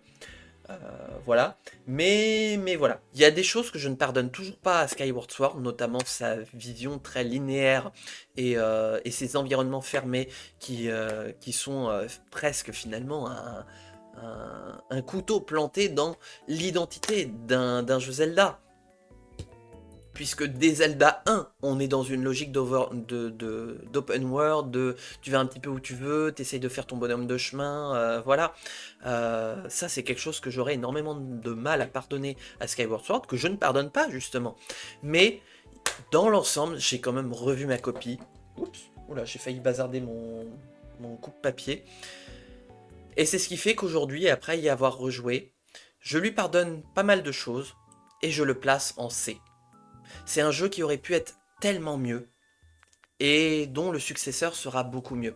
En fait, je le pardonne dans l'idée où, quand on le prend avec le recul, on comprend qu'il a fallu Skyward Sword pour arriver à la vraie renaissance des Zelda qui arrivera après avec le futur opus majeur. Mais donc, Nintendo a testé, et enfin c'est le principe de Nintendo. Ils essayent, des fois ils réussissent, des fois ils ratent, mais ils essayent toujours d'apprendre de leurs erreurs, et c'est ce qui fait la force notamment des Zelda. Et que même quand ils font des erreurs, ils essayent quand même de revoir un petit peu leur copie, et c'est ce qu'ils ont fait en 2021, donc c'est pour ça que le jeu, je le classe en C. A Link Between Worlds, un jeu sorti sur 3DS il me semble. Skyward Sword est surcoté pour moi. Oui et non. À l'époque, je t'aurais dit oui. Mais maintenant que j'ai revu ma copie, je dirais que, disons qu'il est bien, mais qu'il faut pas s'attendre non plus aux Zelda de tous les Zelda, quoi. Mais en fait, je lui pardonne dans le sens où il a voulu essayer. Et je suis toujours de cette école-là qui consiste à dire que le meilleur moyen de progresser dans la vie, c'est d'essayer. Et que le meilleur professeur, c'est l'échec. Parce que on n'apprend pas si on n'essaye pas. Nintendo a essayé, ils se sont plantés et ils ont appris de leurs leçons. Et c'est pour ça que voilà, je pardonne à Skyward Sword parce qu'ils ont tenté des choses et bah ça n'a pas marché. Mais du coup, en fait, bah, ils ont appris de leurs erreurs pour donner des jeux à nul autre pareil par la suite. A Link Between Worlds, un jeu qui s'inspire, bah, qui reprend l'aventure, bah, c'est la suite en fait de A Link to the Past, voilà, je le cherchais. Voilà, je vais pas dire grand chose, sinon que j'y ai pas joué. Voilà, mais qu'un jour j'aurai peut-être l'occasion de le faire. Euh, Pareil avec Triforce Heroes, là, qui est un petit peu dans la lignée des Force Wars et des Force Wars Adventure, où en fait on est en multijoueur à 3 à vivre sa petite aventure. C'est un Zelda un peu arcade, hein, par rapport à Link Between Worlds, où là on revit une aventure dans le monde de A Link to the Past. Bref, grosso modo, de ce que j'ai cru comprendre, c'est un Zelda qui reprend le principe de A Link to the Past. Deux mondes différents, une capacité spécifique, une aventure cadencée en deux temps différents. Voilà. La capacité notamment de, de devenir, de devenir en 2D, une peinture et de se déplacer sur les murs. Voilà. Mais voilà. Je l'ai pas fait, mais pour moi, j'ai pas l'impression qu'il casse trois pattes à un connard. Voilà. Bon. On a eu Skyward Sword, qui a été une grande déception. Et je vous ai dit, Nintendo, ils apprennent de leurs erreurs. 6 ans après, en 2017, le 3 mars 2017, sort Zelda Breath of the Wild, qui fait partie du line-up de lancement de la Nintendo Switch, sur lequel Nintendo table énormément pour pouvoir relancer un petit peu, pour pouvoir briser la malédiction qui a été Skyward Sword et qui a été la Wii U, qui ont été deux flops considérables. Donc Nintendo joue gros avec Breath of the Wild. Il y a la promesse d'un open world, oh là, la promesse d'une aventure où on peut faire ce qu'on veut, où on peut interagir avec l'environnement comme jamais, et c'est effectivement ce que nous propose Nintendo en 2017.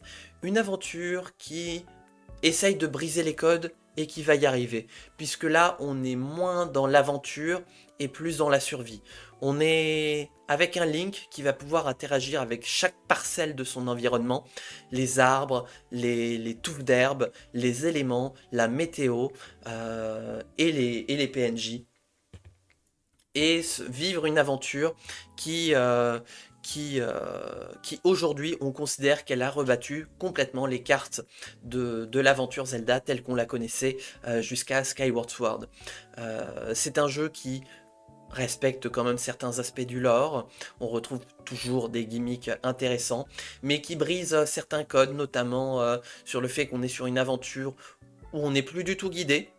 Enfin, guidé entre guillemets, c'est-à-dire que c'est plus marqué sur ton écran de quête, il faut que tu ailles là, puis là, puis là. Non.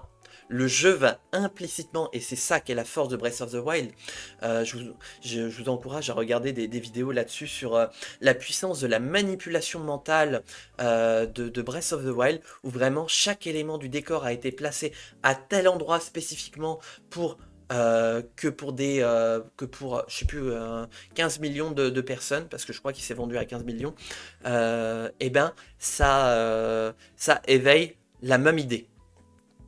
C'est un travail de précision, c'est une map absolument immense à l'époque qui sort. Une aventure en plus où on va retrouver des comédiens de doublage qui vont doubler certains personnages, notamment Zelda et les 4 prodiges, qui seront des personnages très importants de ce Zelda Breath of the Wild. Un Zelda qui raconte encore une fois sa propre histoire, un petit peu dans la lignée de Skyward Sword, mais qui raconte un petit peu sa genèse et ce qu'il se passe dans ce monde.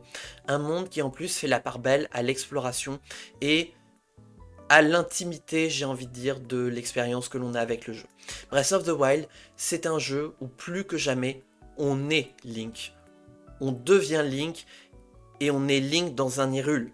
On interagit avec tout ce qu'il se passe, tout ce qui est possible d'être. Bref, on est libre de faire ce qu'on veut, plus que jamais, dans un Zelda. Des pouvoirs et des capacités qui nous permettent d'interagir avec l'environnement qui sont absolument formidables et qui font qu'on a un degré d'interactivité jamais atteint jusqu'alors, qui font que pour moi, Zelda Breath of the Wild est une deuxième pépite qui a largement sa place sur le podium, une claque que j'ai adoré découvrir en 2017 et qu'il m'a tellement plu de faire qu'en fait, en attendant la sortie de Tears of the Kingdom, j'ai eu l'occasion de le faire 5 fois à 100%, sur un jeu qui prend en moyenne entre 100 et 150 heures à faire à 100%. Voilà, ça vous laisse imaginer la quantité de fun qu'il y a sur ce jeu. Voilà. une aventure incroyable, des comédiens de doublage en français qui donnent, mais alors de leur personne comme je n'en ai jamais vu. Franchement, la VF est vraiment incroyable. Et une aventure qui chamboule un peu les codes, même si on retombe un petit peu sur nos pattes, mais qui a le mérite d'offrir quelque chose, voilà, qui est véritablement unique depuis bien longtemps. Breath of the Wild, il est reconnu par beaucoup comme le Zelda qui casse les codes que A Link to the Past et ses successeurs auront mis tant de temps à construire. Breath of the Wild, il casse la cabane en brindilles pour la reconstruire en pierre. Voilà. J'aime bien cette figure, j'aime bien cette métaphore. Alors. Ah oui, parce qu'il y a les autres entre-temps. Ah oui.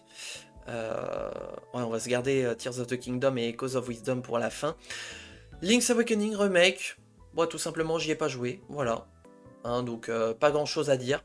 Là, on va passer un petit peu sur les mentions honorables. Des jeux un petit peu spéciaux. Qui sont un petit peu différents, mais qui ont le mérite d'exister. Voilà, je n'ai pas joué à Link's Awakening, je n'ai pas joué à Link's Awakening Remake. Comme je vous ai dit, j'ai vraiment été, moi... je n'ai pas apprécié, voilà, cette dimension un petit peu cartoon, jouet club, etc. Donc je n'y ai pas touché. Link's Crossbow Training, qui est un jeu qui était sorti avec Twilight Princess, puisque vous le remarquerez, on incarne le même Link. En fait, c'est un jeu qui en fait, c'est un petit jeu d'arcade, clairement, où on joue Link qui tire à l'arbalète, et c'est ça le gameplay, en fait. Il y a une sorte d'histoire un petit peu, mais grosso modo, voilà, c'est des niveaux comment on appelle ça, en défilement automatique, voilà, et le but, tu vises l'écran et tu canardes tout ce qui se passe, tout ce qui passe avec ton arbalète. C'est un jeu que j'ai vu jouer, mais que je n'ai pas pu jouer, et qui me semble être compliqué d'y rejouer aujourd'hui, hélas, donc je crois que je ne pourrai pas y jouer. Et c'est dommage parce que pour le coup, lui il m'intéresse. Voilà. Ensuite, on va passer à Hyrule Warriors, qui est un jeu, alors qui est cette fois édité par Nintendo, comme la plupart des jeux Zelda, sauf la Triforce de la Honte, mais qui n'est pas développé par Nintendo. Si je me souviens bien, il y a plusieurs studios, dont Omega Force. Hyrule Warriors, c'est ce qu'on appelle un Musou, un Dynasty Warriors. C'est un jeu, c'est un type de jeu où en fait, on incarne un petit peu un héros de guerre et le but c'est de patater des ennemis sur un champ de bataille en enchaînant des niveaux comme ça. Et en fait, on a une puissance largement au-dessus des ennemis normaux, ce qui fait qu'en fait, on balaye les ennemis par pelletée de 100 à la fois. Allez, c'est 100 ennemis à la fois. Bref, c'est un rapport de force complètement déséquilibré, mais c'est voulu. Parce qu'en fait, c'est un jeu où en fait, il y a des logiques de contrôle de territoire, de bataille d'armée, voilà, d'objectifs à accomplir, et ça devient intéressant notamment au niveau des boss fights, où là en fait c'est eux qui sont plus forts que nous.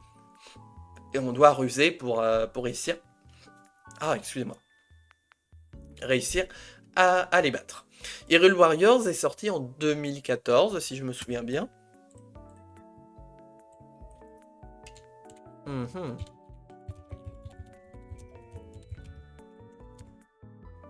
14 août 2014, effectivement. Ouais, c'est ça. C'est pas un jeu du mois de novembre. Non, bah ils le sont pas tous. Hein. Un jeu que j'ai pu redécouvrir, parce qu'à l'époque j'avais pas la Wii U. D'ailleurs j'ai jamais eu en fait la Wii U, c'était ma grande sœur qui l'avait. Que j'ai pu redécouvrir grâce à la réédition sur Twitch. Sur Switch, oh là là là là, et que j'ai eu, et que j'ai fait, et que j'ai adoré. Franchement, c'est un jeu, moi j'aime bien le principe, on joue des personnages, des capitaines d'équipe un petit peu, et on roule sur tout ce qui bouge, avec des techniques, des patterns spécialisés, une aventure, une aventure,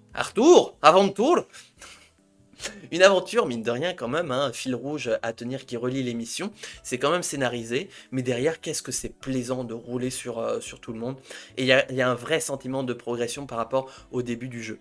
Tellement de façons différentes de jouer. Bref, ce jeu, pour moi, il est vraiment cool. Et je le mets direct en A. Et je vais le mettre en... bah je vais le mettre, ouais, allez, avant Spirit Tracks, parce que vraiment, c'est un jeu où clairement, tu te fais chier, t'as une journée de merde, voilà, tu poses ton cerveau, tu dégommes tout ce qui bouge, voilà.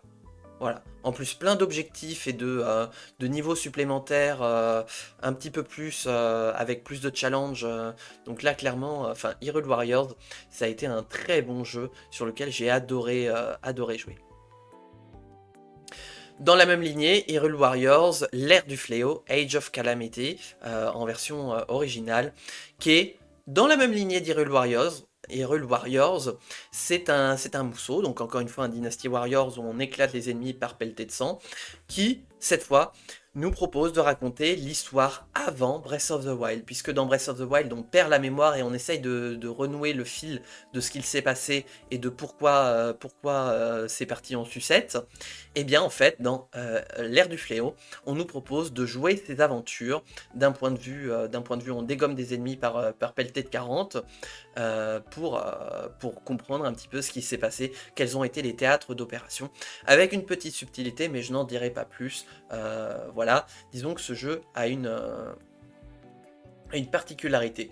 Il reprend à fond le système qui a été développé avec Hyrule Warriors, avec voilà plein de personnages jouables. Je crois il y en a une vingtaine de personnages jouables. Une aventure en plus parce que là pour le coup ça met vraiment l'accent sur l'histoire. Ça nous raconte vraiment l'histoire de l'ère du fléau.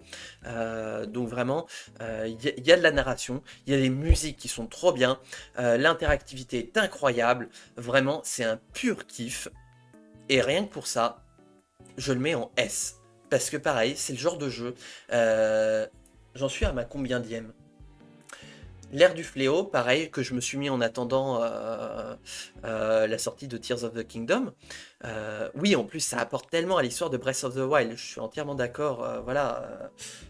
On comprend tellement de choses et puis ça caractérise encore plus les personnages qu'on découvre dans Breath of the Wild. Enfin, c'est trop bien, voilà, on a vraiment une aventure haute en couleur et haute en jouabilité. Qu'est-ce que je disais? Oui, c'est un jeu que finalement je crois que j'ai fait 3 fois en attendant Tears of the Kingdom, sachant qu'il est sorti de mémoire le 20 novembre 2020. Ah, bah ce serait un jeu du mois de novembre ou 21. Là où Breath of the Wild, l'histoire, tu dois chercher pour avoir l'histoire par les souvenirs. L'ère du fléau, complète x 1000, effectivement. Ouais. Hop, alors... Age of Calamity... 20 novembre 2020, effectivement, voilà. C'est un jeu que j'avais précommandé. J'avais eu la petite version... Alors, collector entre guillemets, c'est-à-dire que j'avais le jeu et un poster du jeu qui doit être rangé quelque part dans mes affaires d'ailleurs, mais je sais plus où. Mais voilà, un poster de la jaquette du jeu tout simplement. Voilà, mais c'est cool. En plus c'était au prix du jeu, donc clairement, voilà, c'était cool. Je ne saurais même plus dire si le jeu s'est bien vendu, parce que c'est vrai qu'effectivement, un mousseau, ça peut déstabiliser le commun des mortels qui jouent au Zelda. Mais moi, clairement, je n'ai jamais autant kiffé que de jouer à un mousseau en jouant à l'ère du fléau. Clairement. Je voulais regarder un truc, mais je sais plus quoi. Bref, clairement, hein, vous voyez, les jeux en S, vous comprenez bien que je vous les recommande x 10 000, hein, clairement.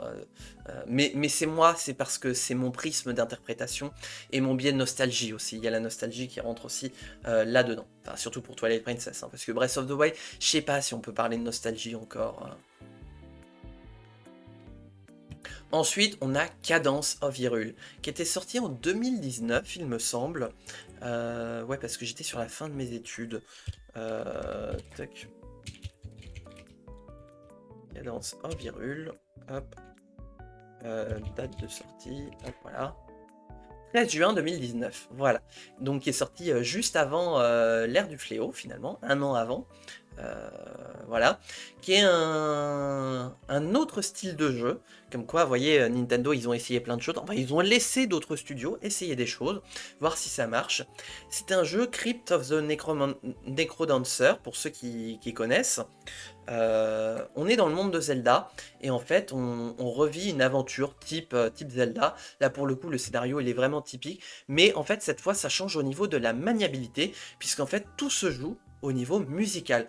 On est dans un jeu où toutes les actions sont liées à la musique et au tempo. En fait, le fait de se déplacer, le fait d'attaquer, le fait d'utiliser des objets est lié au tempo de la musique qui est marqué. Il y a des musiques qui sont en plus vraiment très sympathiques aussi dans Cadence of Hyrule, d'ailleurs qui tournent souvent dans mes oreilles avec celle de l'ère du fléau.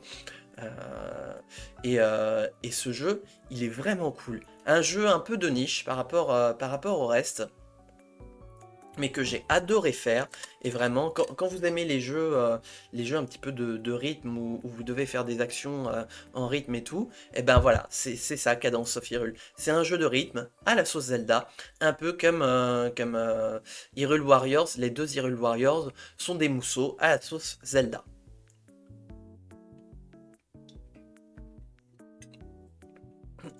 Donc sorti sur Switch.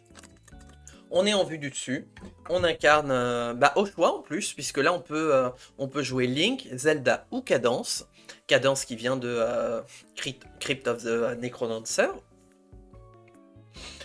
Et voilà, et avec chacun leur possibilité pour vivre une aventure vraiment sympathique, qui est pareil, extrêmement punitive, mais on sent la marge de progression entre le début et la fin. Ce qui fait que Cadence of Hyrule, c'est pour moi un A, et je vais mettre, ah ouais, un solide A, au-dessus de Hyrule Warriors premier du nom.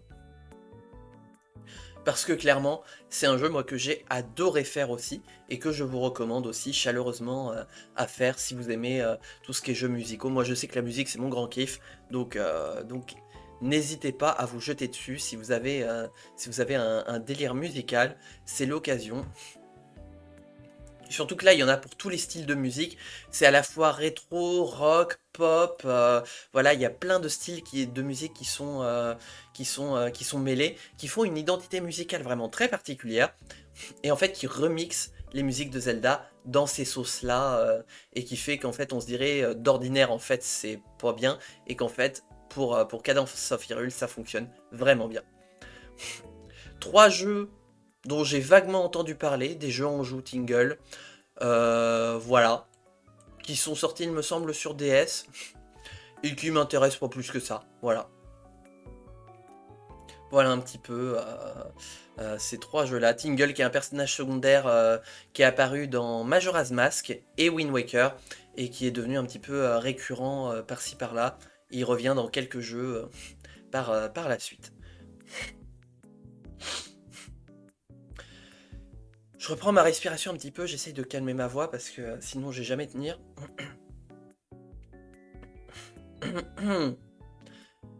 Donc voilà un petit peu où est-ce qu'on en est, et il ne nous reste plus que 2 jeux à trier. Vous voyez, ça commence à prendre forme, hein. Je suis curieux de savoir un petit peu quelle serait votre tier list des jeux Zelda, hein. Je le dis et je le répète, n'hésitez pas à venir sur le Discord et à poster la vôtre. Comme ça, voilà, on pourra échanger là-dessus.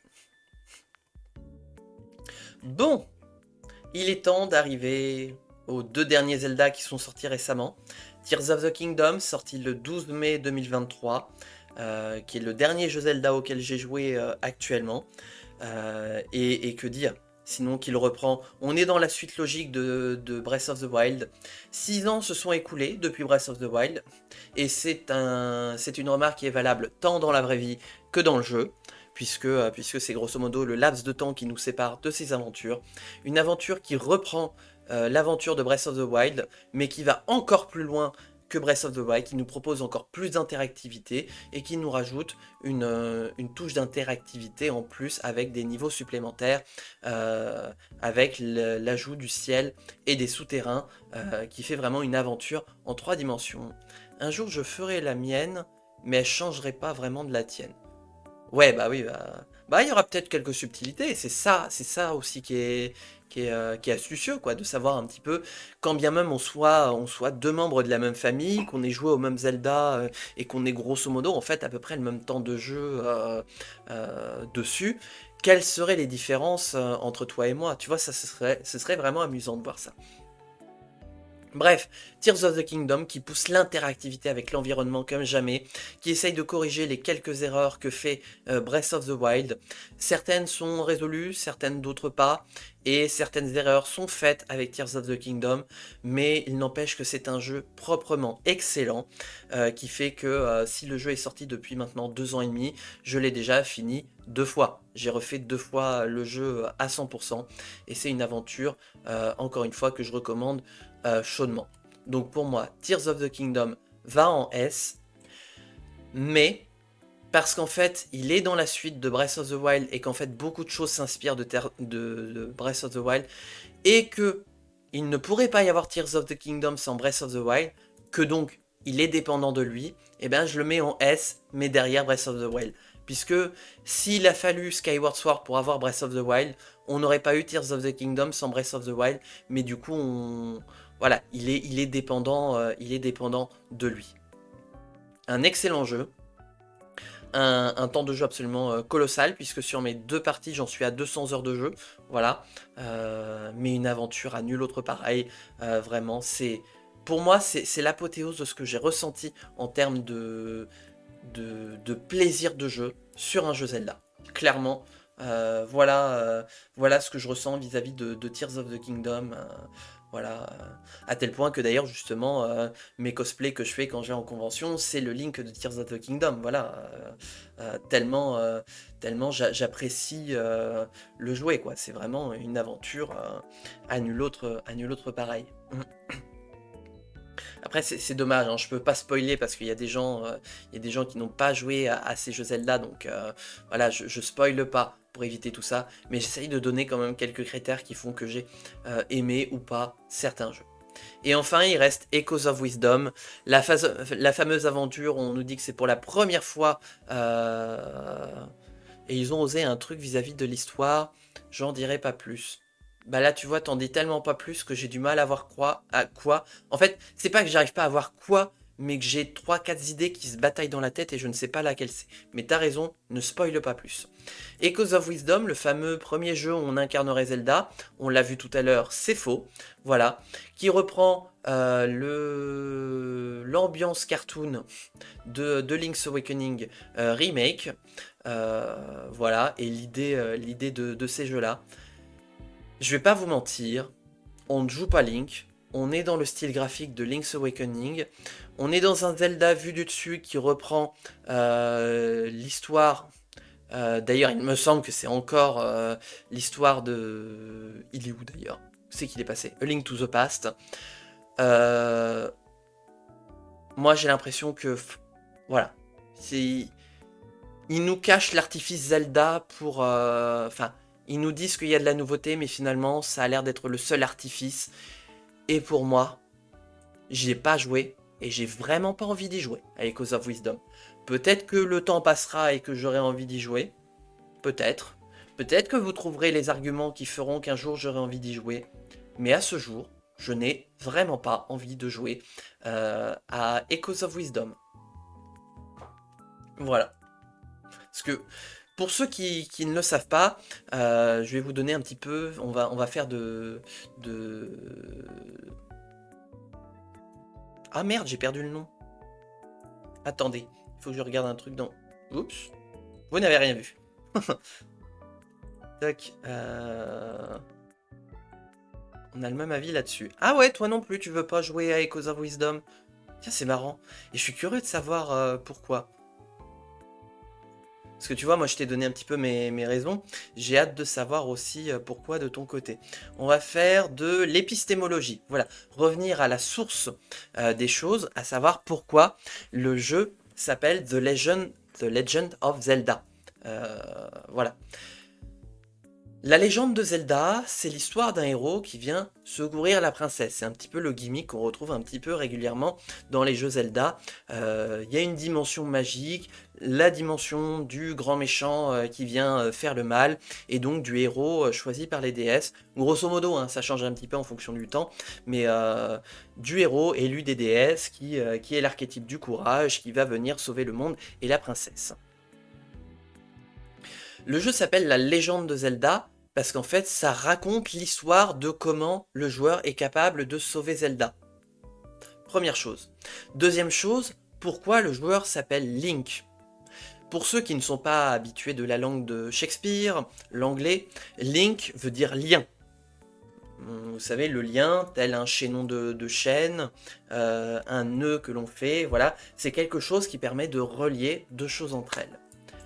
Dans les Zelda, on incarne Link, lien, qui fait donc le lien entre le joueur et la légende de Zelda.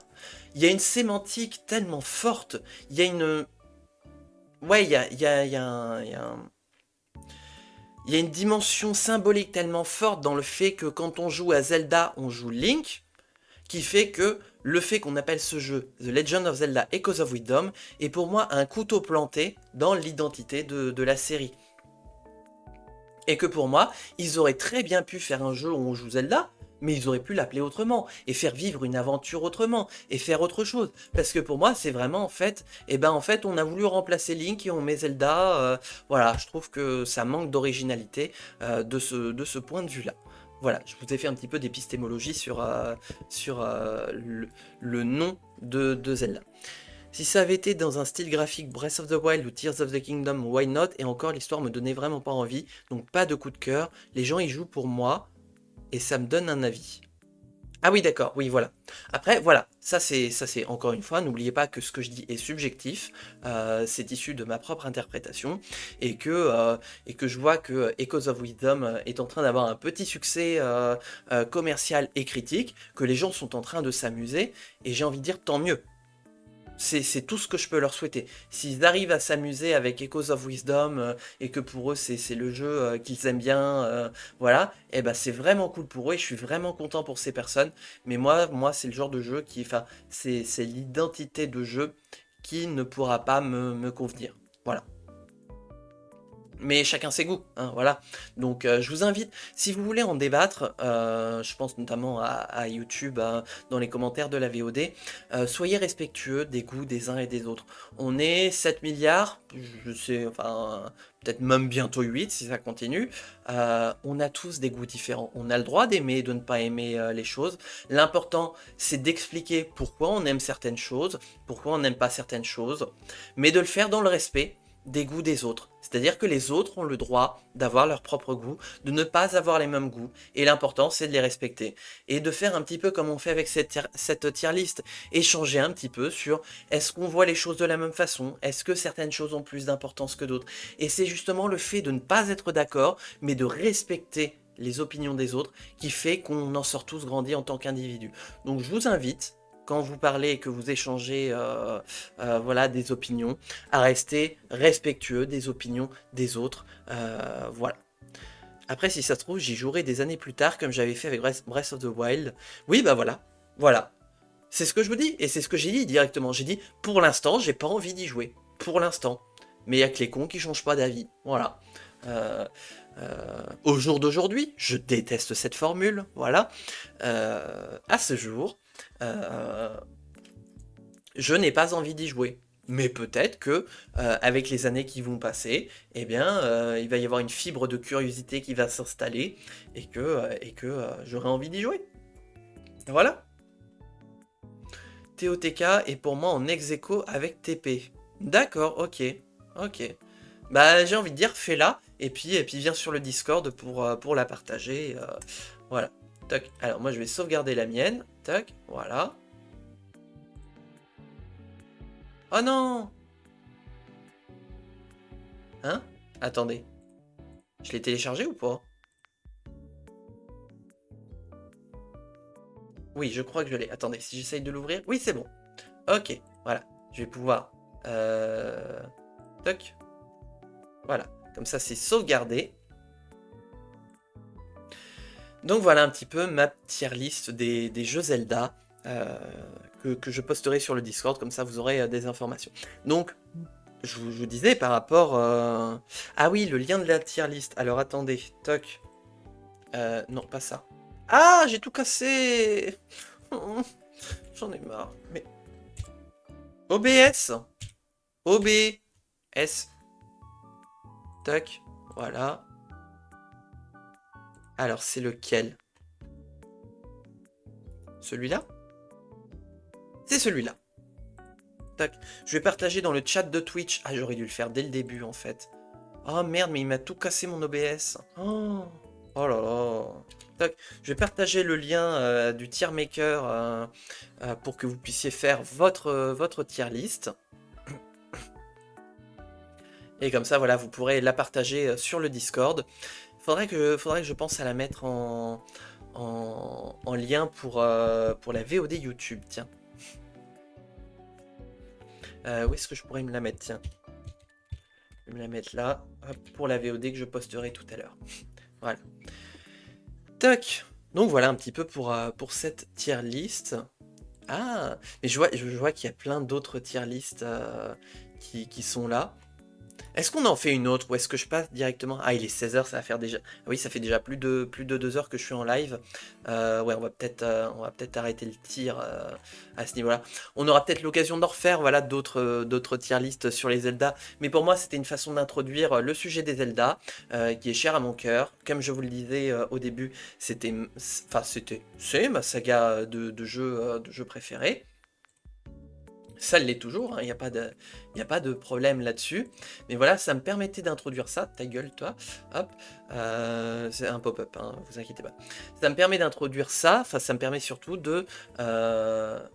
d'annoncer finalement, de faire une annonce en grande pompe, justement, à vous qui êtes là, pour voilà, quelque chose en lien avec Zelda. Hop. Tu peux m'envoyer toutes les photos. Toutes les photos? Mais elles sont en bas? En fait, les photos sont en bas. Regarde, attends. Attends, je retrouve le site. Merde. Attends, c'est lequel? Celui-là? Oui. Hop. Ah, mais... tac. Attendez. Quelques difficultés. Hop, voilà. Tac. En gros, normalement, tu vois, quand tu descends, tu trouves toutes les images ici. Voilà. Voilà. Normalement, elles sont toutes là, hein. C'est pas moi qui les ai ajoutées manuellement. J'ai d'autres choses à faire. Les journées sont déjà pas assez longues de base, hein. Voilà. C'est notamment pour ça que j'ai choisi lui plutôt qu'une autre tier list. Ah oui, voilà, c'est pour ça, oui.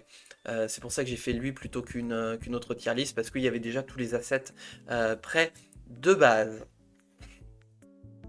Donc disais-je, voilà, et ce sera un petit peu la clôture de cette partie et de cette VOD sur l'anniversaire. Après, on passera sur la conclusion de l'event Minecraft. J'ai une annonce à vous faire concernant les Zelda par rapport au contenu Twitch. Voilà, alors attendez que je le prépare bien. Hop. De toute façon, ce sera posté sur les réseaux sociaux. Mais voilà, on va pas perdre une minute de plus. Hop. Voilà, toc. Voilà, je vous envoie la sauce. Tout simplement, je vous annonce que dimanche prochain, on va lancer le premier Zelda sur la chaîne. Comme je vous ai dit, c'est une saga qui a beaucoup de sens pour moi. J'ai cherché pendant très longtemps, en fait, avant même que je me lance sur Twitch, j'ai réfléchi pendant très longtemps de savoir par quel Zelda je pouvais commencer. Et j'en suis arrivé à la conclusion, après quelques conseils, que le mieux pour moi était de commencer par Zelda Breath of the Wild. Donc je vous donne rendez-vous dimanche prochain, le 10 novembre dans l'après-midi, pour assister au début de l'aventure de Zelda Breath of the Wild qu'on fera en live sur la chaîne. Ce sera la septième aventure que je ferai sur Breath of the Wild. Mais ça peut être différent compte tenu du fait que en fait, je vais y rejouer après avoir joué à Tears of the Kingdom et que donc va y avoir des choses qui vont changer. Hop, voilà un petit peu. Donc voilà un petit peu la grande annonce que j'avais de prévu. Je vous réserve ça. Et ça promet d'être intéressant. Voilà. Le Zelda sur lequel finalement je crois que j'aurais passé le plus de temps. Et qu'au final, eh ben, on va encore plus passer de temps sur... merde, OBS. Dessus. Voilà, donc on sera parti pour Breath of the Wild. J'espère que vous êtes contents et que vous avez hâte. En tout cas, moi, j'ai très hâte d'y être. De faire un Zelda en live, ouais, ça promet d'être intéressant. Voilà. Puis je vous montre ça et en fait ce sera posté sur les réseaux, sur Insta et sur Facebook, sur le Discord aussi bien sûr, hein, mais peut-être sur YouTube aussi, tant qu'à faire, oui. Bref, ça, ce sont mes, mes, mes, mes problèmes de streamer, voilà. Donc voilà un petit peu ce qu'il en est. Hop. Et bah écoutez, je vais arrêter la VOD pour YouTube là. La VOD donc consacrée sur Zelda en première partie d'anniversaire. YouTube, j'espère qu'elle t'aura plu.